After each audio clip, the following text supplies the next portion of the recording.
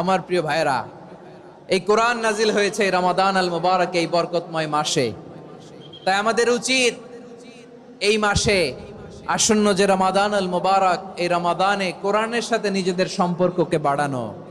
আমার প্রিয় চাঁপাইনবাবগঞ্জের ভাইয়েরা, আমরা কি আসন্ন রমাদানে কোরআনের সাথে আমাদের অ্যাটাচমেন্ট, সম্পর্ক বাড়াতে চাই? চান সবাই? আপনি কি জানেন কোরআন নিয়ে কোন ফেরেশতা পৃথিবীতে এসেছিল? জানেন ফেরেশতার নাম কি বলেন তো? জিবরিল আলাইহিস সালাম।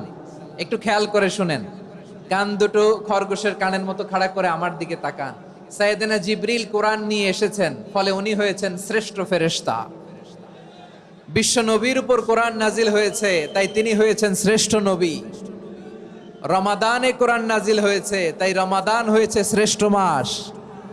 কদরের রাতে কোরআন নাজিল হয়েছে, তাই কদর হয়েছে শ্রেষ্ঠ রাত।